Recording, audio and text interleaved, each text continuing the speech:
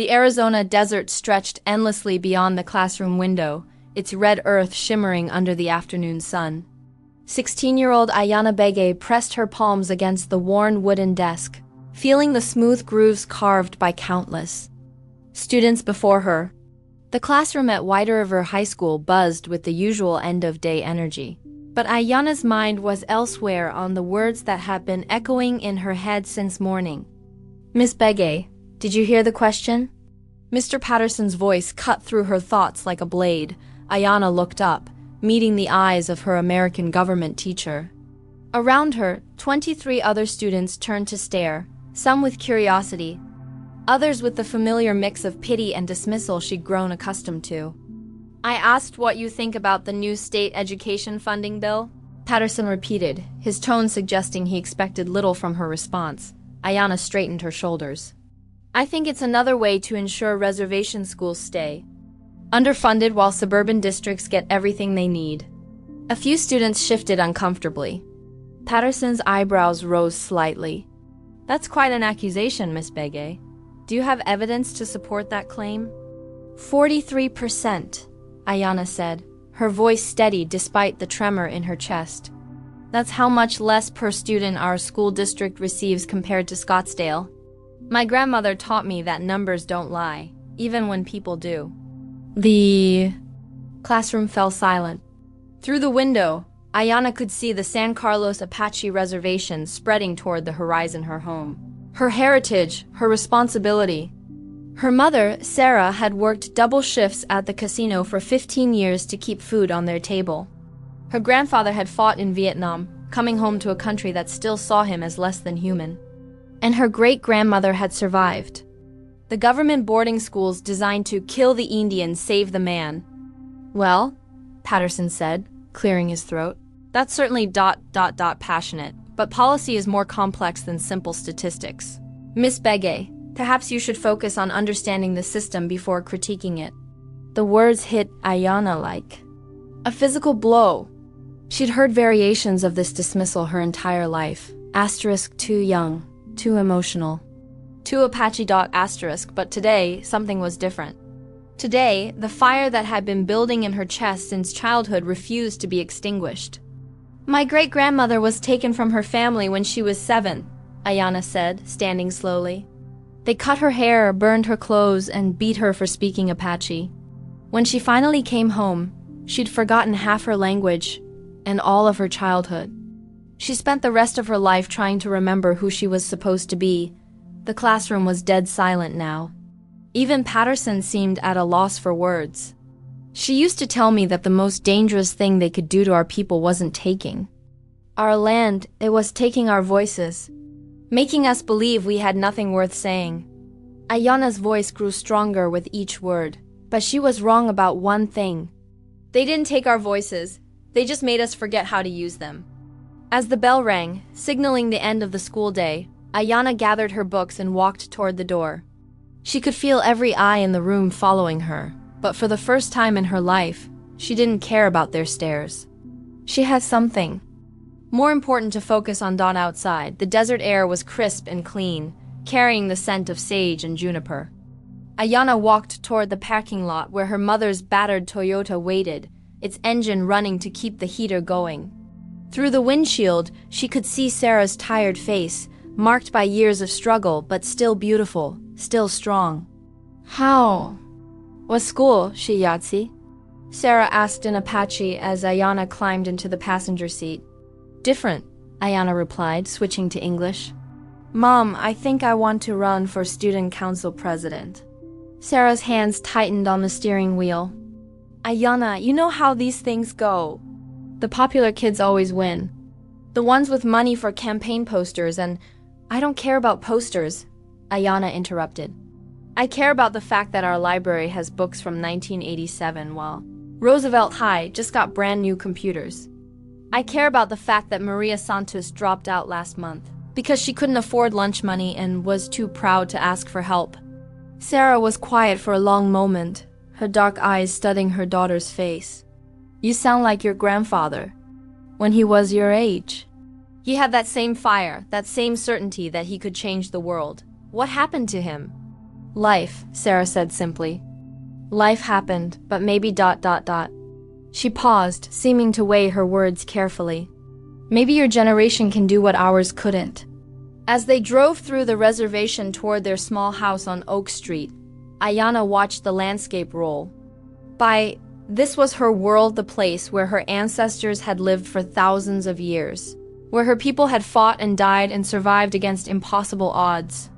It was also the place where poverty and neglect had created wounds that seemed impossible to heal. But as she sat in that car, feeling the weight of her family's history and the fire of her own determination, Ayana Bege made a decision that would change everything. She wouldn't just run for student council president, she would win. And she would use that victory as the first step towards something much bigger. The desert wind whispered through the open window, carrying with it the voices of her ancestors, not in defeat but in promise.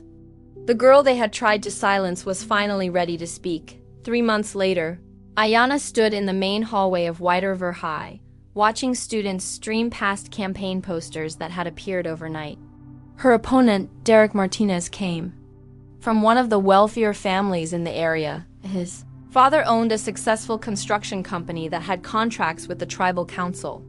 Derek's posters were professionally printed, promising real leadership for real students.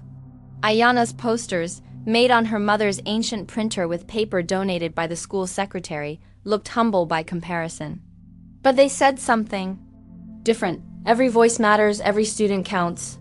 You sure about this, Ayana? Her best friend, Marcus, asked as he joined her near the lockers. Marcus was one of the few students who understood what she was trying to do. His family had moved to the reservation from Phoenix when he was 12, and he'd seen firsthand how different the world looked from the inside. I'm sure, Ayana said, adjusting the strap of her backpack. Did you get the meeting with Principal Rodriguez? Marcus nodded. Thursday after school. But Ayana, he didn't seem too happy about your proposal. And Derek's dad was in the office yesterday. I know, Ayana cut him off. I heard the truth was, Ayana had been hearing a lot of things lately. Whispers in the hallways about the Apache girl who thinks she's better than everyone else. Comments from teachers about students who bite the hand that feeds them. Even some of her own classmates had started avoiding her, afraid of being associated with someone who was making trouble. But the comments that hurt the most came from her own community.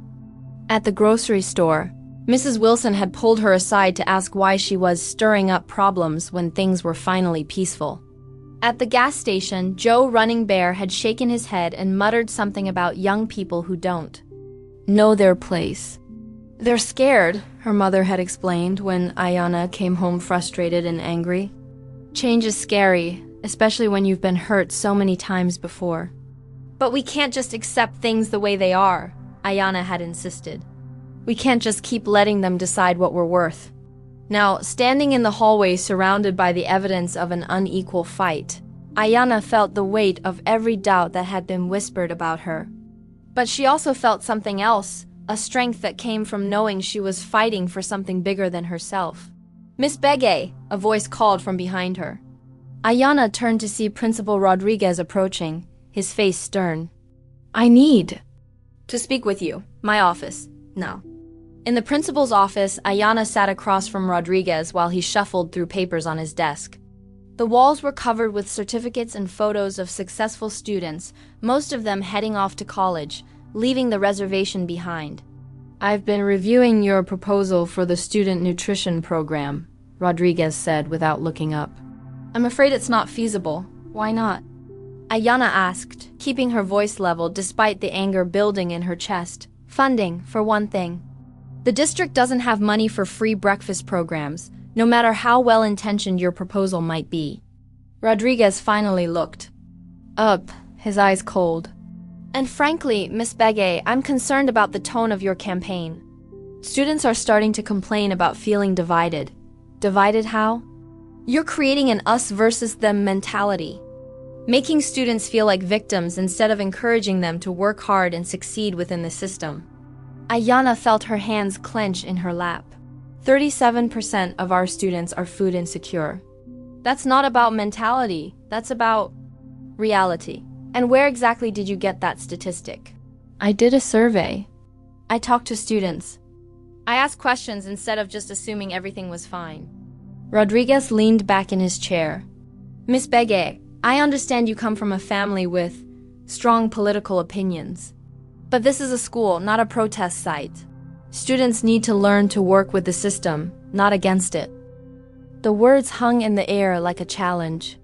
Ayana could feel the familiar pressure to back down, to apologize, to make herself smaller. But she thought about her great-grandmother, about the language that had been beaten out of her, about the generations of Apache women who had been told to be quiet, to be grateful, to accept their place. Mr. Rodriguez, Ayana said, standing up slowly. With respect, the system you're asking me to work with is the same system that has failed our students for decades. The same system that spends more on football uniforms than library books. The same system that graduates students who can't afford college and then calls that success. Rodriguez's face darkened. I think you should reconsider your approach, Miss Begay. This kind of attitude won't serve you well in the future. Maybe, Ayana said, moving toward the door. But staying quiet hasn't served us well in the past. As she walked out of the office, Ayana could feel Rodriguez's eyes on her back. She knew she had just made an enemy of someone who had power over her academic future. But she also knew she had done something her great-grandmother never got the chance to do. She had spoken her truth to power and refused to back down. The hallway was mostly empty now, but she could see a few students watching her from a distance. Some looked curious, others concerned. But in the eyes of Maria Santos, who was standing by her locker, Ayana saw something else: hope. Ayana, Maria called out softly, I wanted to thank you for what you said about the lunch program. Nobody's ever stood up for us like that before. Ayana felt tears prick her eyes. We have to stand up for each other, Maria. That's how change happens. As she walked home that afternoon, Ayana knew the fight was just beginning. The system would push back harder now. They would try to silence her, to discredit her, to make her an example of what happened to young Apache women who dared to speak up. But for the first time in her life, Ayana Begay wasn't afraid of their attempts to silence her. She was afraid of what would happen if she stayed quiet. The student council election was 2 weeks away, and Ayana could feel the tension in the school like electricity before a storm.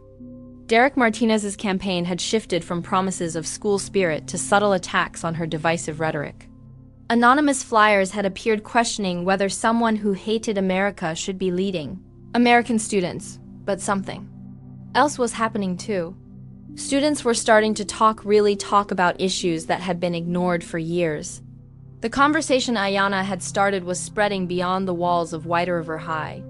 Did you see the article in the Apache? Scout? Marcus asked, sliding into the seat next to her at lunch. He held up a copy of the local newspaper, open to an editorial written by Tribal Council member Robert Nez. Ayana read the headline, Young Voices, Old Wisdom, Why We Should Listen to Our Students.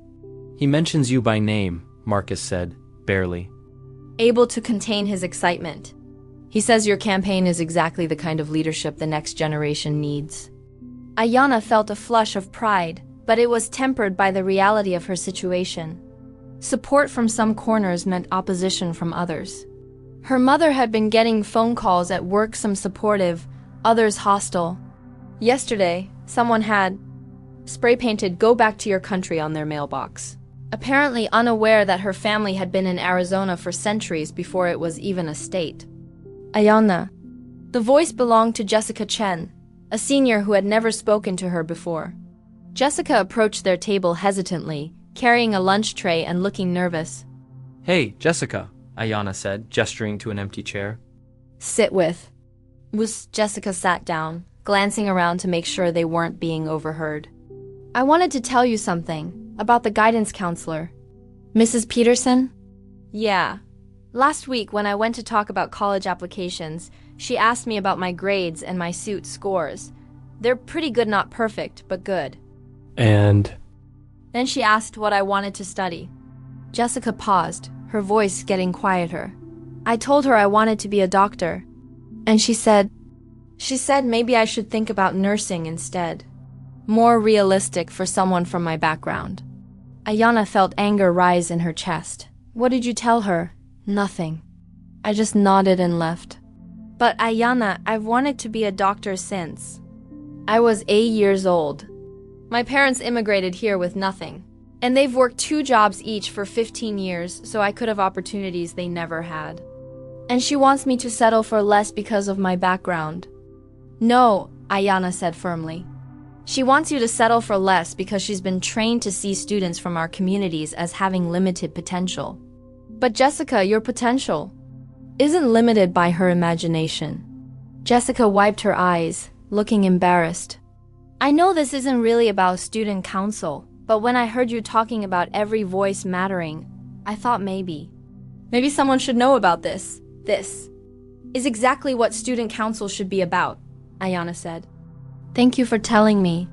That afternoon, Ayana walked home through the center of town, past the courthouse where her grandfather had once been arrested for protesting mining rights, past the library where she'd spent countless hours reading about Apache history and American law, past the community center where her mother had attended town halls that seemed to accomplish nothing. At home, she found her mother in the kitchen, preparing dinner and talking quietly on the phone. Sarah's voice was strained, and Ayana could hear the exhaustion in every word. I understand your concerns, Mrs. Patterson, Sarah was saying. But my daughter has every right to run for student council, and she has every right to express her opinions. Ayana realized this was about Mr. Patterson, her government teacher. She sat down at the kitchen table and waited while her mother finished the call. What did he want? Ayana asked when Sarah hung up. He thinks you're becoming too political. He suggested that maybe you should focus on traditional student activities instead of making waves. Sarah sat down across from her daughter, looking older than her 42 years. Mom, I'm sorry. I know this is hard on you. She Yahtzee, Sarah said, reaching across the table to take her daughter's hand. Do you know why I named you Ayana? It means eternal blossom in Cherokee, Ayana said. You told me you wanted me to always be growing, always becoming. That's part of it, but there's more. Sarah's eyes grew distant. When I was pregnant with you, I was so scared. Your father had left. My parents thought I was too young to raise a child alone. And everyone kept telling me what I couldn't do, what I wasn't capable of. I felt like I was drowning. Ayana had heard pieces of this story before, but never in full. One night I was walking by the river, and I saw this plant growing out of a crack in the rocks. It was just a tiny thing, but it was blooming this beautiful white flower in the middle of all that stone. And I thought, that's what I want for my daughter. I want her to bloom wherever she's planted, no matter how hard the ground is. Sarah squeezed her daughter's hand. You're blooming, Ayana. You're doing exactly what you were born to do. And I'm proud of you, even when it's scary. That evening, Ayana sat at her desk working on her campaign speech. She'd rewritten it a dozen times, trying to find the balance between honesty and diplomacy, between challenging the system and not alienating potential supporters. But as she thought about Jessica Chun's story, about Mrs. Peterson's limited expectations, about her own great-grandmother's stolen voice, Ayana realized she'd been approaching this all wrong. She wasn't running for student council president to make people comfortable. She was running to make change. She opened a new document and began to write from her heart. Asterisk, my name is Ayana Bege, and I am running for student council president. Because I believe every student in this school deserves to be seen, heard, and valued.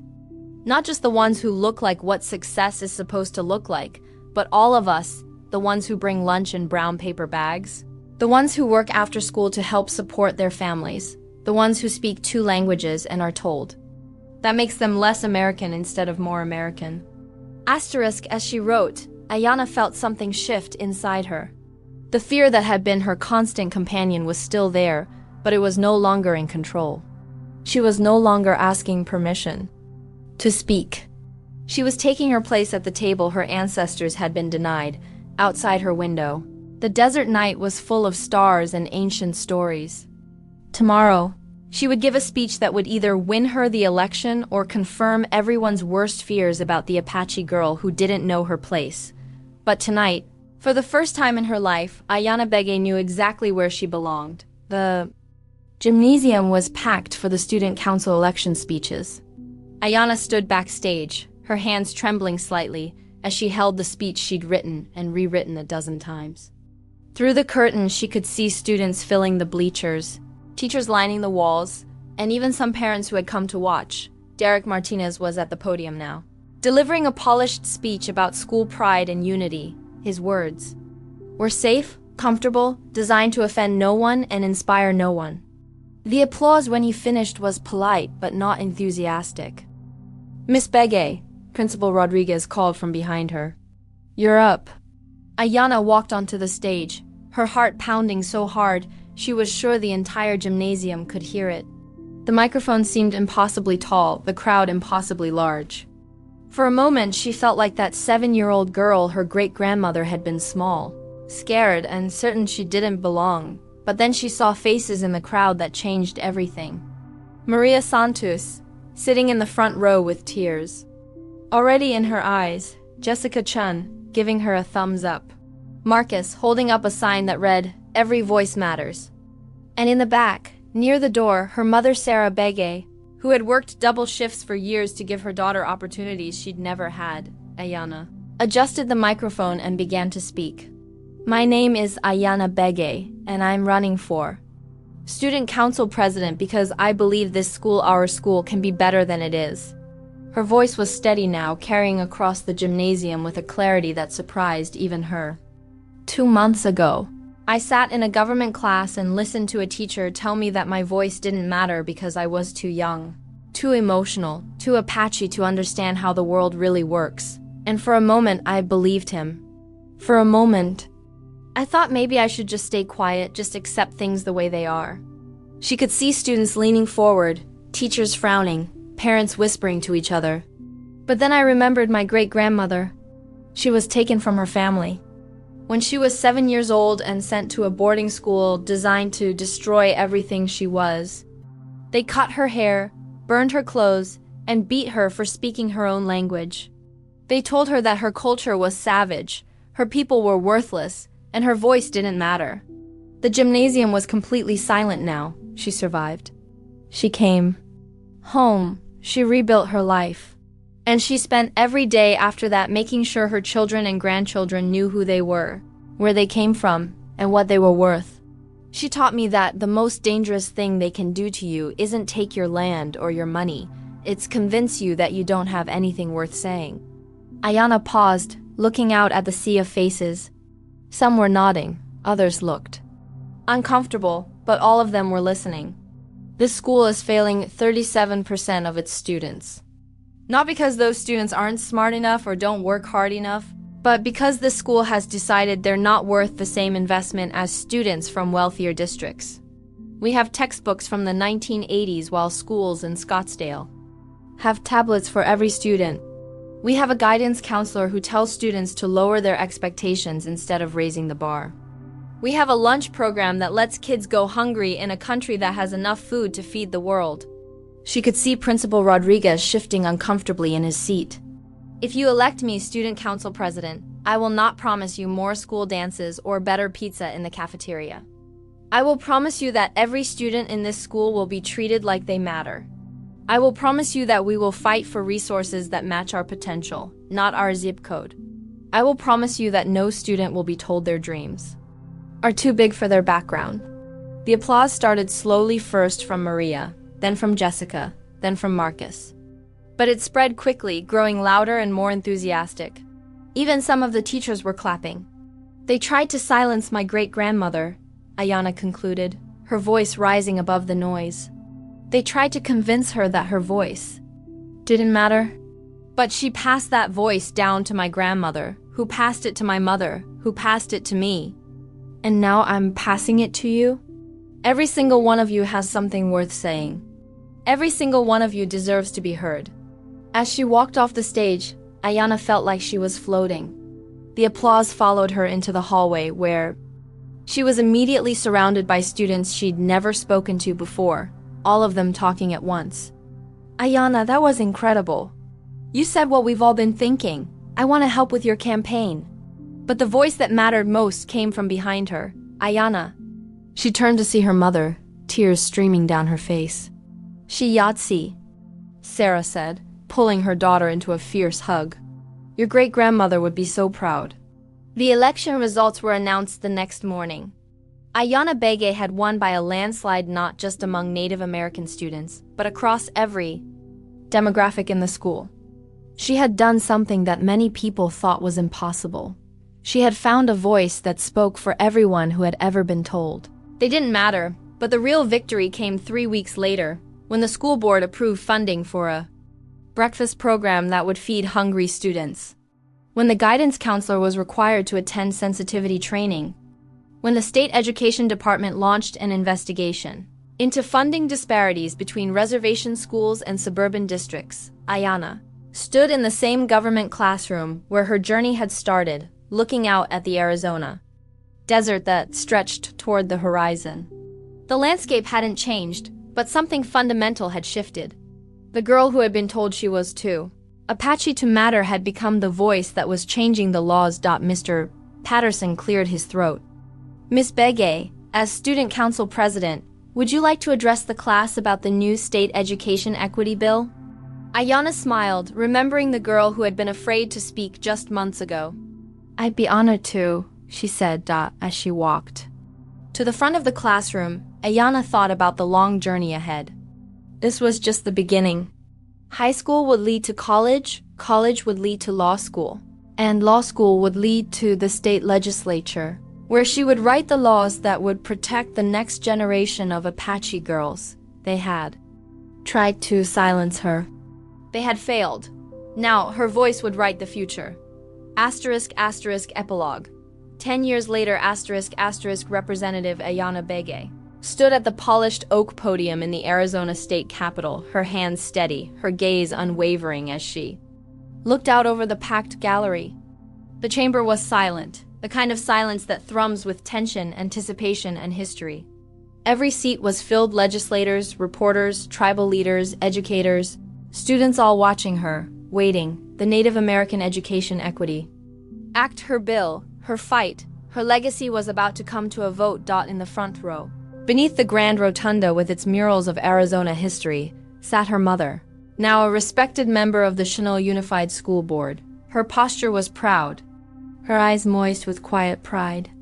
Beside her sat Dr. Jessica Chen, her longtime friend, now founder of a free clinic on the reservation, a clinic that had already changed countless lives in just a few months. Their presence grounded Ayana, reminding her of how far they had all come. She took a breath, letting the weight of the moment settle in her chest, and stepped into it. "Mr. Speaker," Ayana began, her voice ringing with the same quiet strength that had carried her through her first grassroots campaign, her first public debate, and every hard-fought negotiation since. "This bill is more than legislation. It is more than funding formulas or curriculum mandates. It is a declaration, a promise that every child in Arizona, no matter their zip code, no matter their background, no matter the color of their skin or the language spoken in their home, will have access to an education that not only prepares them for the world, but honors the world they come from." A murmur moved through the chamber, but she held the silence with her presence. "It's a promise that we see them, that we value them, that we believe in their future."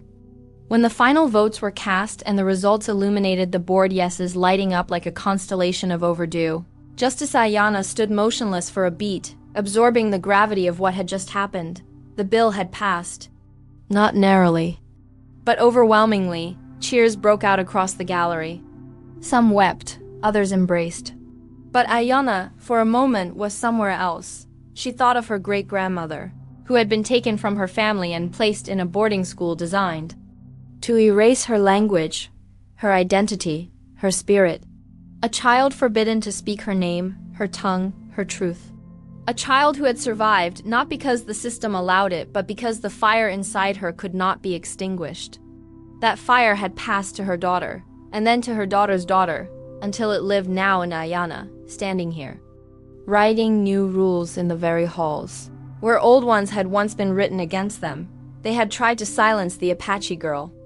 They had renamed her, shamed her, tried to scrub the strength from her bones and the songs from her memory, but they had failed, because instead of silence, they had sparked something greater, a voice that would echo not just through schoolhouses, but through courtrooms and capitals and futures yet to be dreamed. Outside, the desert wind stirred, brushing against the sandstone walls of the Capitol building like a whisper from the past. It carried with it the breath of ancestors, the rustle of old prayers, and the strength of a people who had endured genocide, erasure, relocation, and yet still stood.